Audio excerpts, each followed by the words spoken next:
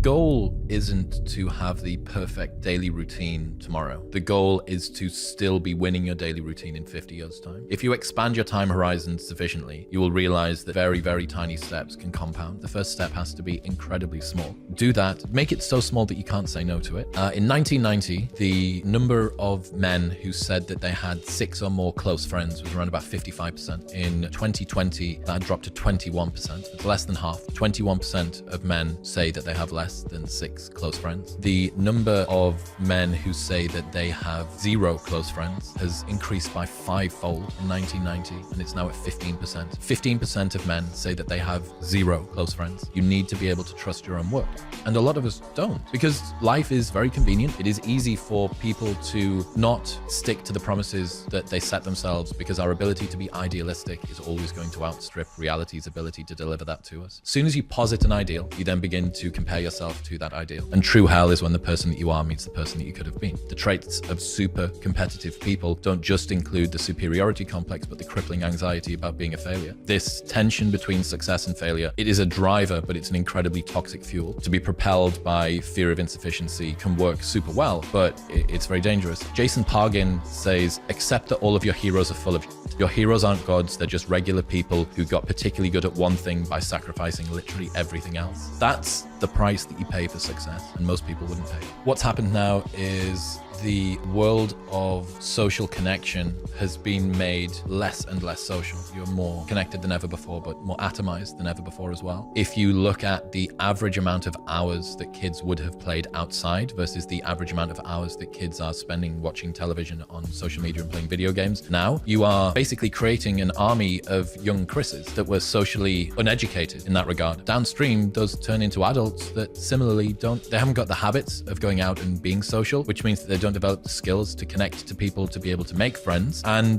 that causes loneliness. All of this rolled together describes something called hypergamy, which is the female tendency to date up and across. On average, women want to date a man who is as educated or as employed as they are. Now, in a world in which, quite rightly, women have finally been able to achieve parity in education and employment and status and have independence and not be financially reliant on their partner, all the rest of it, that's great for them, but it does cause some challenges for their dating. And this is what I've called the tall girl problem. So everybody knows what it's like to have a girlfriend who is 6 foot without heels. If you want to wear heels, you're looking at professional athletes, because on average, women want to date a man who is at least as tall or a little bit taller than they are. So as women rise up through their own competence hierarchy in education and employment, they further shorten down the potential pool of eligible men that are as educated or more educated and as employed or more employed than they are. This is a challenge. This is just a straight up imbalance. What this causes is a very large group of men toward the bottom of this distribution to be essentially invisible to women. Women are roughly twice as likely as men to say that they will value financial prospects in a partner. About 78% of women say that a stable job is something that is important for a partner to have, whereas around about only sort of 45% of men say the same thing. For a man to increase his rating on a 10-point scale by 2 points, he requires around about a 10-fold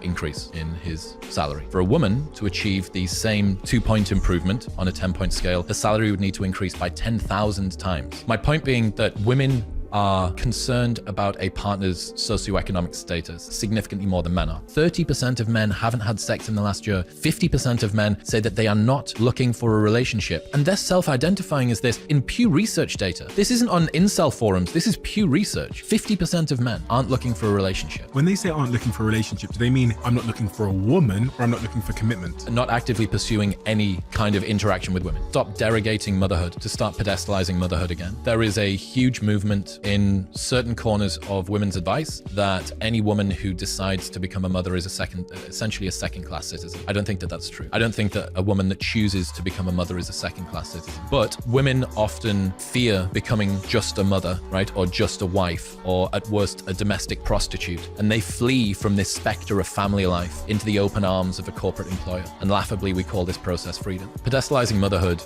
would make women fear being a mother less. It would make it an aspirational goal for them to pursue. 80% of women who aren't mothers after their fertility window closes didn't intend to not be mothers. Involuntary childlessness. Around about 10% of women are physiologically incapable of having kids. Very unfortunate. 10% of women intended to not have children.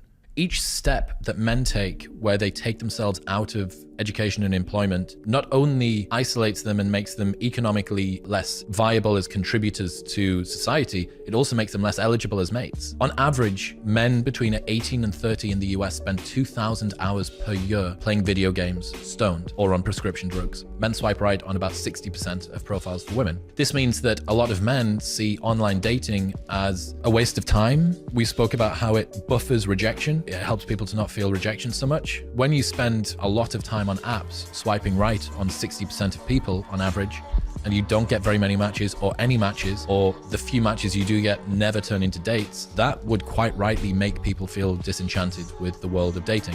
Me Too was a necessary requirement to call powerful men to account for misbehaving and using their power to gain sexual access to women. What it sought to do was to sanitize the toxic elements of certain males' behavior. What it's ended up doing is it's sterilized almost all of it. 80% of men report not approaching a woman because they are scared of being seen as creepy. 84% of women say that they want the man to make the first move. Women are terrified of being approached by men because of stories of sexual assault, of dangers within the workplace, of overreach by men that are both in power and out of power. Men are terrified of approaching women for fear of being accused of all of those things. So we have an epidemic of loneliness and sexlessness amongst the sexes. We have large cohorts of both men and women who want relationships and can't get into them. By focusing on one thing, you inevitably end up having to sacrifice focus on other things. Now, the problem that you and me and maybe a lot of the people listening to this that are type A go-getters that want to be able to have it all will feel is as soon as they start to feel something slip, they go, like, I'm supposed to stay lean, I'm supposed to stay healthy and fit and whatever, and you go, by choosing in advance the things that you're going to suck at, the price that you're going to pay in order for success within whichever domain it is, it allows you to feel ease and acceptance when that particular domain does start to drop away. That is a story of all of the hours that I didn't spend watching Netflix or scrolling TikTok or doing whatever. It's the days and days and days of research and listening back to myself and time with my speech coach, working on diction, sitting in front of a microphone with a guest, doing all of these things. And that's the layers of paint again. To look at one of the best communicators in the world, or artists in the world, or dancers, or musicians, or sports people, or whatever it is, don't look at the things that they've got, look at the things that they've sacrificed, because that's the price that you have to pay to be in that position. I believe that the longer that you wait before you do a thing that needs doing, all of those minutes that you spend thinking about the thing that needs to be done could have been gotten rid of had you just done the thing. So for an example, your daily routine resets every morning when you wake up. You have to walk the dog and meditate, and do your breath work, read in your journal, and do whatever. If you do those things earlier in the day, you get to spend the rest of the day in just this bliss, this self-congratulatory, noble, high horse bliss about all of these things you did. And that's a really good, compelling reason why you should make decisions as soon as you're ready to make them. What I mean by that is she's got to be willing to shut up and take orders, right? She's got to be by your side at all times. And